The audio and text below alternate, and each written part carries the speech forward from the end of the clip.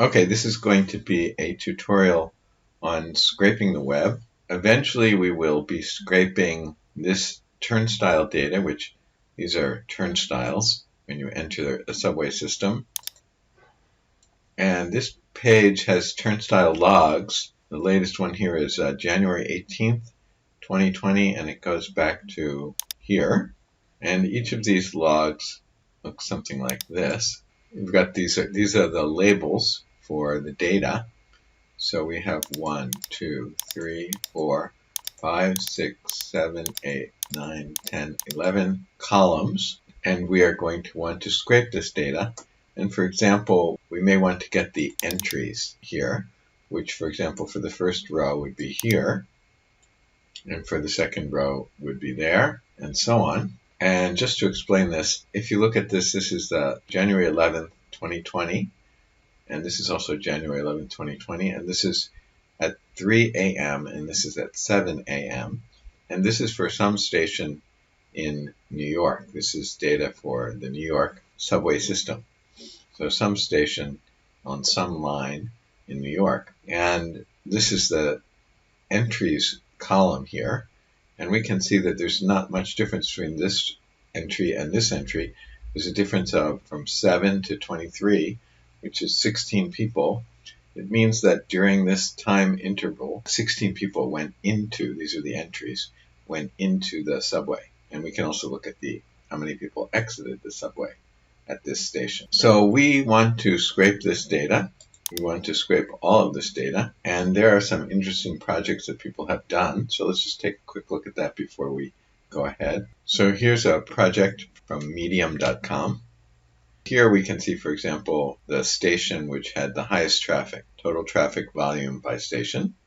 And here we can see average station traffic by weekday, and these are the different stations that he's showing, and average station traffic on a Saturday and on a Sunday. It turns out that these are the most popular stations. So we can do all of this kind of analysis after we are able to scrape the data. And here's another project with the same data. So here we have Manhattan, and we have the different subway stations, and the color and I guess the intensity of the light indicates how busy they are, and this is at a particular time.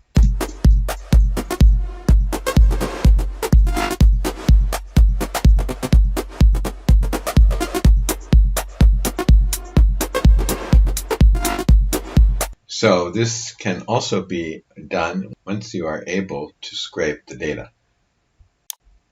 So that is where we are headed, but we have to get data first. So first I just want to talk about installing Python and using it.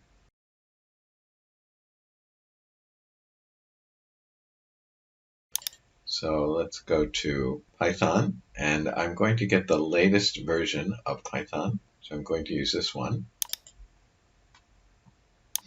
Okay, and once it's downloaded, you can, I will right-click on the program, the installer, and use Run as Administrator. That gives the program access to certain folders that it may not have otherwise. It's up to you whether you want to do that. Sometimes you get messages about folders not being accessible, and sometimes this can help. Okay, it's good to note where it's going to be installed. So in my computer, it's C, users, this, and this. You might want to make a note of where it's being installed. And I'm going to select this. This is an environment variable that Windows uses, and this basically tells Windows where Python is installed, and it makes it easier to use. So I'm going to select that, but actually I'm going to click here just to show some of the other installation options that are being included. So documentation. So pip is what we are going to use to install modules that don't come pre-downloaded with this installation of Python. So we might want to use other modules, and we're going to use this tool called pip to install those other modules. And I guess that's it. I'm actually going to click this and continue. Okay, and then close that. Now, as I said, sometimes you'll find that when you're trying to run the program, Windows doesn't find it. And one thing you might do is look for environment variable. So this is on Windows. I don't think this problem occurs in Mac. And you click here, and here you have a list of environment variables. And the one that we need to make sure about is the path variable. And there might be two different path variables. Here's one with a capital P, but the other letters are small letters. And these are all capitals. I think it's this one. And since I checked a particular box when I was installing it, it seems to have added the location of Python to this path variable, which is what I want to do. So if it's not there, you might have to do it manually. In that case, you just go to New or Edit. I guess you go to New, and you would add it in, and you just type in the path here. So if you want to see the path, it's right here. I guess we can edit that. No, maybe here. We can edit it. So that's the path that's currently in there. You might have to type something like that, but it may not be necessary. So I'm just going to cancel this and cancel this and cancel that. Okay, and here's how we're going to run Python. I'm going to go into the search box and type IDLE, and I want to use the latest one, which is here, I guess, and the 3.8, the latest version I installed here, and we get this. So here you can type in Python code and Python commands. For example, if I do 5 plus 9, and it will respond. This is called the interactive shell. So you can see it's called Python 3.8.1 shell, and it's also called the interactive shell because everything that we type in here, Python will respond immediately. If I want to print, it will respond. Okay, but oftentimes we don't want it to respond at every line. And so what you can do is you can go to File and New File. And you can write your code in here. And if I write print hello and I hit return, it doesn't respond immediately. And I could say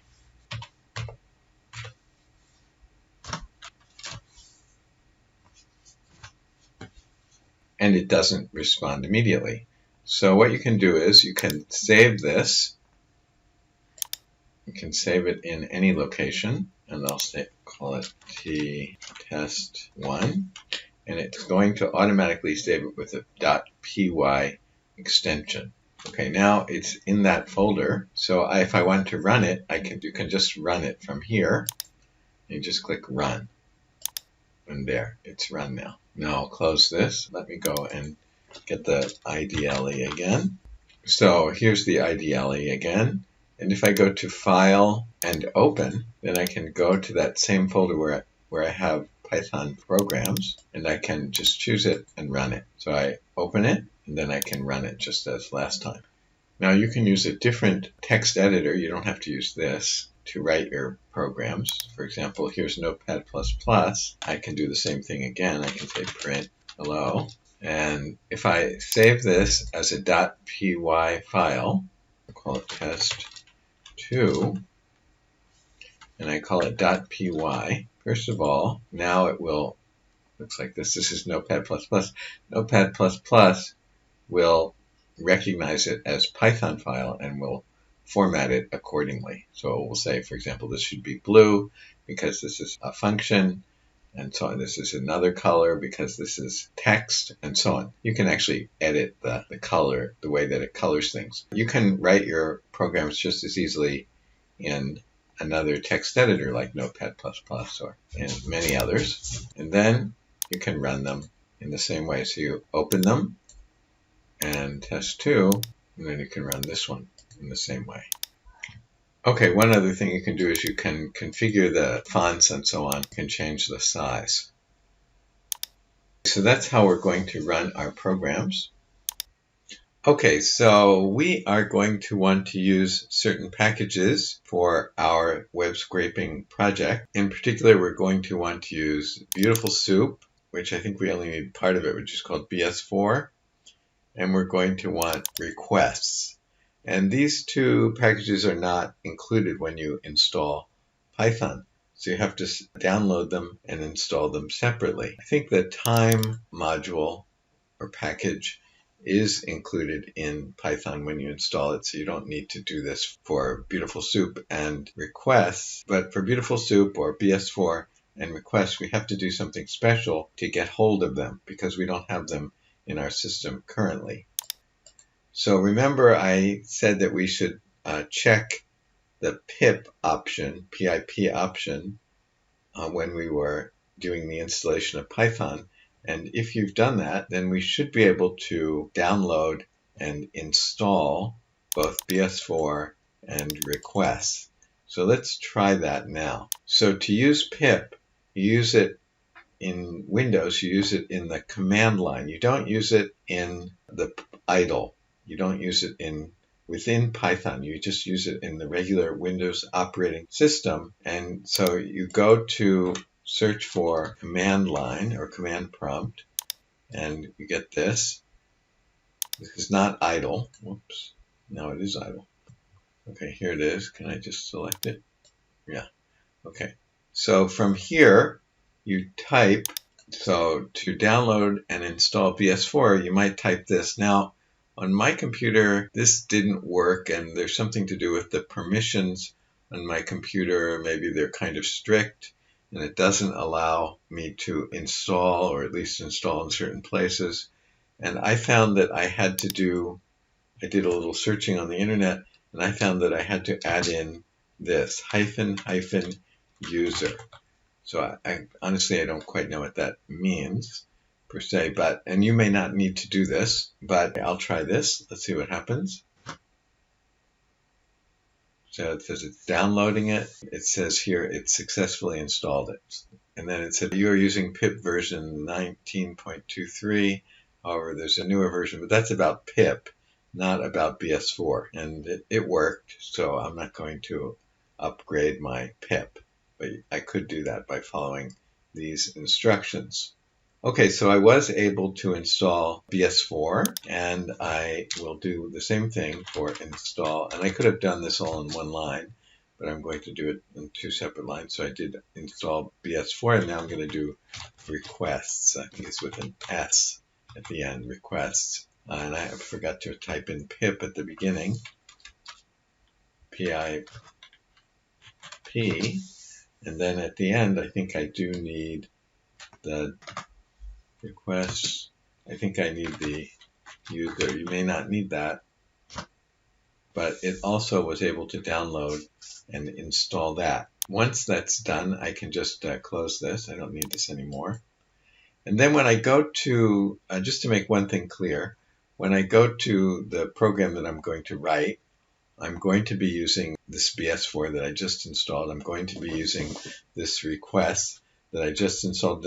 Now, you're probably familiar with doing this kind of thing where you say from BS4, import this, import requests, and so on. What's the difference between what we just did with pip and this?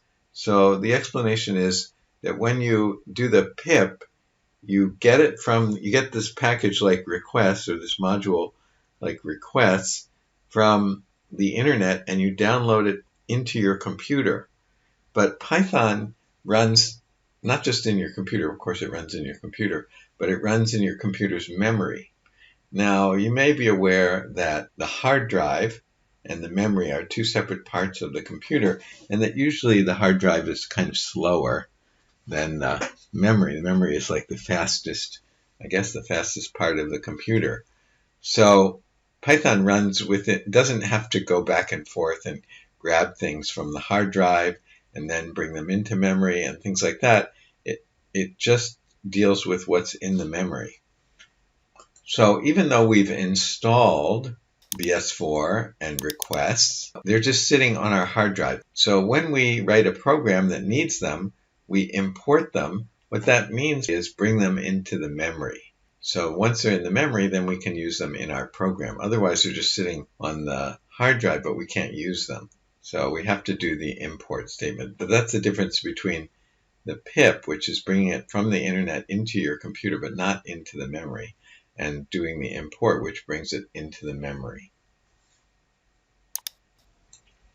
Okay, now a lot of what we're going to do is going to be using classes. So I just want to quickly review the idea of classes before we go ahead. To create a class, you use the keyword class, and in a very simple example, would be where you use the keyword class and then you give it a name. Usually when you define a class, you use a capital letter for the class name, and then you follow that by the full colon, and then you can start to define whatever class it is that you want to define. So here we're just defining practice example, and this class will have one variable, x, and right now we're setting x equal to 5. So once you've created a class, then we say you can create an instance of that class. And the way you do that is we just created a class called myClass. So now we're going to create an instance of it called P1. We write in Python, we just write the name of the class that we want to create an instance of, open and close brackets, and assign that to a variable. Now P1, we say, is an instance of that class. Now that class only had one variable in it, so we can access that one variable with the dot notation. So we can write p1.x because the name of the variable was x, and we can do this. So if we do this, p1.x, and we ask it to print that, we'll get 5 back because that was the value of the variable that we set in the definition of the class. So here it's just to introduce how to create an instance of a class. So here we define the class, but that's kind of just like a blueprint of a class. But then we want to make something from that blueprint. We want to create an actual instance of it. We do this. And now we have P1 as an actual instance, and we can access the parts of it using the dot notation. In this case, there's only one part, and it's x, so we can access that x using the dot notation. We can also have functions defined within a class. So these are called, we don't call them functions in that case, we call them methods, just to distinguish between functions that are by themselves versus functions that are defined within a class. So objects can also contain methods. Methods in objects are functions, but they belong to the object, so we don't call them functions anymore. Let's create a method in the person class. So let's create a method for our class. So we're going to do the same thing at the beginning, create a class called myClass. We're also going to have the same property here, or variable, x. And now we're going to create a function within the class, so that's called a method, and it's going to be called hello, and it's just going to do a simple task like printing hello. And now we can create an instance of the class again, and this time we can call the method hello on P1, and it's just going to print out hello.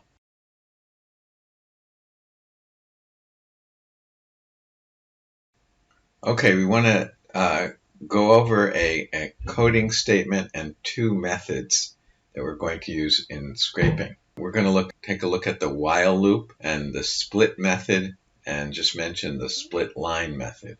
Python has at least two different loops, the for loop, which we've covered, and also the while loop. And they both iterate through a set of statements and repeat that over and over again. They do it a slightly different way. So here's an example of the while loop. Here we start out, we define I and we set it equal to 1. Then we do the beginning of the while loop. So we write the keyword while, and then we put something like this after while. And what I mean by something like this is it has to be something that's going to be either true or false. So if I equals 1, then this statement, I is less than 6, is true. So we have something here that's either true or false. In this case, it's true. And then we follow that by a full colon. And then we have what we call the body of the loop. And we could have many statements in here. In this case, we just have two statements. So we say print I, and then the next statement tells Python to increment I by 1. So we start out with I equals 1. We go here. This is true. If it's true, that means we do the statements in here. If it's not true, then we don't do the statement in the body of the loop. So now, since I is 1, it is true, so we print I, we print 1. Then we increment I by 1, so I now is 2. Then we go up to the top of the loop. We go back up to here. I is currently equal to 2. We check, is this true? It is true. So again, we perform everything in the body of the loop. So we print I, which is 2, we print 2, and then we increment I by 1, so now I is 3. Then we go back up to here again, and we check if 3 is less than 6. It is, so we do the body of the loop again. The body of the loop is defined by everything that's indented after the while statement. In this case, there's 2 items that are indented, or 2 lines that are indented. So anyway, I is 3, I think. And so we do print 3, and then we increment I by 1, so I is 4. And then we go back up, we check 4 is less than 6, yes, so we go through again, then we check, then I becomes 5. Still, we do the body again, and then I becomes 6, and we don't do the body because this is not true anymore. So that means if there was some program statements below all of this, we would go to them. We would start running them. In this case, there's nothing. So we just stop. We don't note that we never get to print 6. So here's the output. We print 1, 2, 3, 4, 5, and 6. Okay, now, so with the while loop, we can execute a set of statements. So that's the body of the loop, as long as a condition is true, as long as what's in here is true.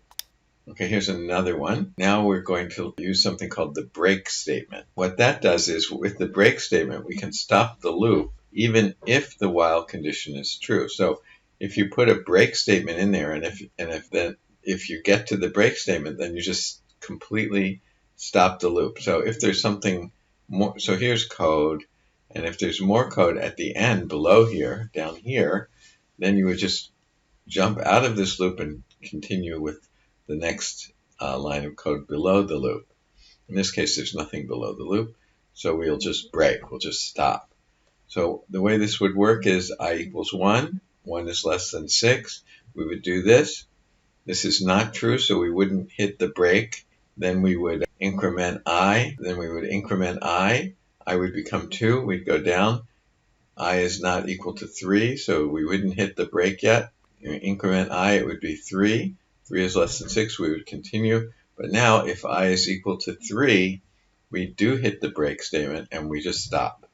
So all we've ended up printing is 1, 2, and 3. Okay, there's one other keyword that we can throw into our while loop besides break, and that is continue. So that works a little bit differently. So before we had if I equals 3 break, and as soon as we got to 3, we would break, we would just completely stop. But this is slightly different. We don't completely jump out of the loop and go down to here, but rather we just, if we hit continue, we just go back up to here. So we don't do the rest of what's in the body of the loop. So we wouldn't, for example, print the current I. We would just go back up to here and then check again. So let's see how this works. If I equals 0, this is true, 0 is less than 6, so we do enter the body of the loop. We do increment here I, so it becomes 1. It's not equal to 3, so we don't hit the continue, and we print I, which is 1, so we print 1. That's this 1. Then we go back up here. Is 1 less than 6? Yes.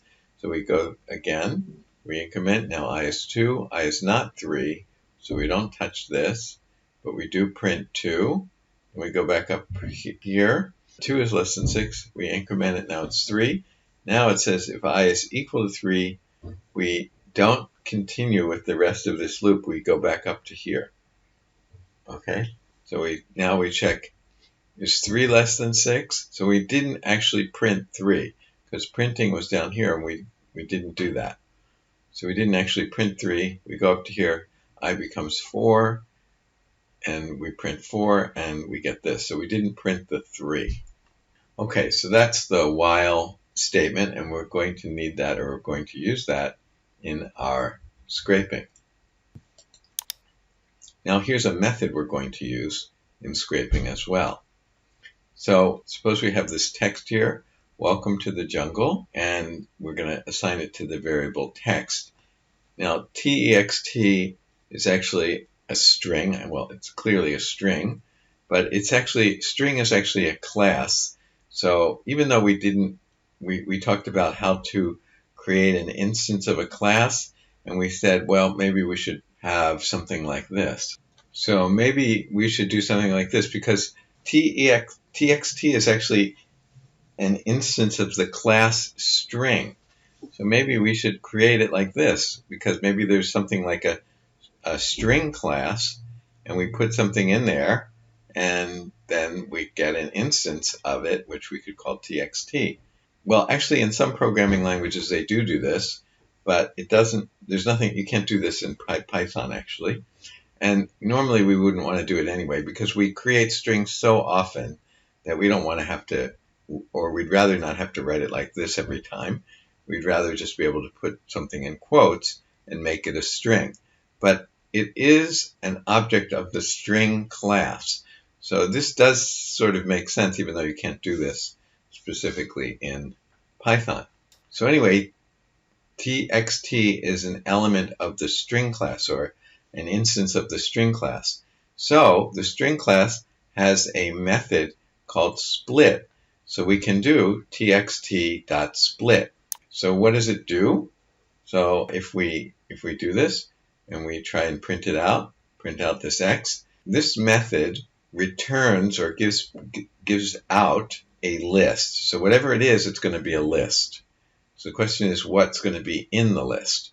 So let's try it. txt, welcome to the jungle, x equals that, print x. So it's a list. You can see here a list. And you can see that there are elements in the list. What are they? Well, first of all, you can ask how many elements are there. And the list of elements is always separated by commas. So there's a comma, and a comma. So there's 3 commas. That says 1, 2, 3, 4 elements in the list. So what has it done? What has this split done? It's created a list with 4 elements, and you can see why there are 4. It split this into words. And how does it know where to split? It splits wherever there's a space. So there's a space here, space here, space here. So it's going to split there, and it's going to give us this. So I want to emphasize that the split method returns a list. So you should definitely make note of that. It returns a list, and in this case, it's going to split this into these 4 strings. Okay? So the split method splits a string into a list. You can specify the separator as an argument to the method. So here's the method, and you could put an argument in here, but we didn't. The default separator is a space, so it'll look for spaces. But you can say, no, I want it to look for something else. So here's another example. Here's the text. Hello, my name is Peter. I'm 26 years old. And now we're going to say split text. So use the split method, but we're going to specify to look for commas. So here's a comma and here's a comma. Again, it's definitely going to give us a list. So you can see it does give us a list, but it's going to split this wherever there's a comma. So not wherever there's a space. So it's there are only 2 commas. So it's going to give us 3 strings. It's going to give us 3 elements in our list, and each element is a string. Or we could use a different character. For example, here we use the hash character. So we take this text and we split it, and of course it's going to split like this, because there's a hashtag, a hashtag, a hashtag.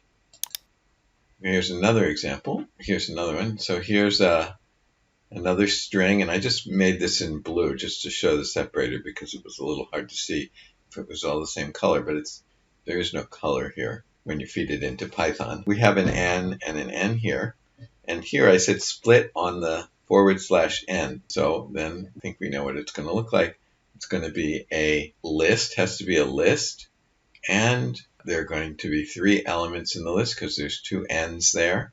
So this is the first element of the list. It's going to be this with quotes around it. Then it's going to be my name is Peter with quotes around it. Then it's going to be I am 26 years old with quotes around it. And that's going to be the 3 elements of the list. So that's how that works. Okay, now let's talk about, by the way, what does this /n do? Does this have any meaning in programming? And the answer is yes. There used to be, before there were computers, or before the computers were popular with people owning their own individual computers, they used to have typewriters. So here's an old typewriter. Here's a slightly newer one. This is electric, and this one is not. So on this typewriter, in order to, so that as you type, I guess the typing head, moves over to the right so that it can put letters on different places on the page. Then when you get over, the typing head gets all the way over to here, then you have to push it back. So what you do is you pull this thing over, and I guess that pushes the head back over to here. And then also you have to feed the paper one additional line so you don't type over what you've already typed. So doing that, I think if you just pull this a little bit, you can just get the paper to feed one extra line. And if you pull it completely, you pull this typing head all the way over to here. And the same thing happens with the electric, but you didn't have a manual lever that you had to pull. In fact, I even found a YouTube video that shows this. Now, this is my margin on the left side, and so every time I come back over, it's going to go back to the same place. But maybe I'm using a smaller sheet of paper and I want to change the margin. Well, on this machine, you're going to go back here, and these. So anyway, we can see that that's the way this old typewriters used to work. Okay, so you can see that you needed to do two things.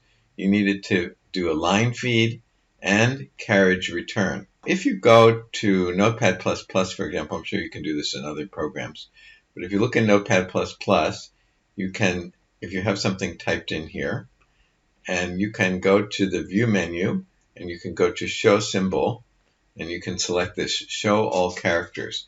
And if you do that, you'll see this. You'll see this and this. So in other words, whenever we hit the Enter key, what the text editor does is it adds in both of these. And you can guess what these stand for. This is the carriage return, and this is the line feed. So it's got these in there, and we can see them when we do Show All Characters, but typically we don't want to see them when we're typing. So we usually don't show all characters, and it looks like this instead. This is the page that we're going to scrape, and we said that we're going to collect this data. So we are going to read in what's in this page. Then we're going to read in what's in this page. Then we're going to read in what's in this page and all of these pages. But we're going to start, say, with this one. We're going to read in what's in this page. That is, we're going to read in all of this. Now, this is a very big file, but the way that it's going to enter into Python is as a huge, long string. So the string is going to start here. So it's like you can imagine there's a quotation mark right here. And then at the very end of the file, there's going to be another quotation mark. And that whole thing is going to be transferred into however we're going to read Python. So if we set it to equal a variable, then that variable is going to contain this entire huge long string. There might be 50,000 rows here or 50,000 records.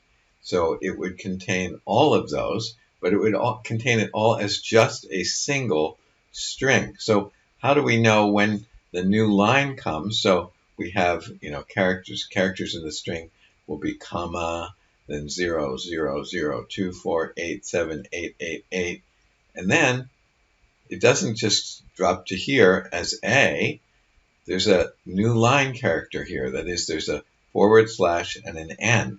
And then it goes A, 0, 0, and then it goes all through these, gets to 9, 0, 0. Then there's another new line character. That is, there's another / and then all of this is just one huge long string. So that's how we're going to read this entire page. So what are we going to do then? I think you might guess that we're going to use the split method. And we're going to split this huge string at each line, that is at each /n.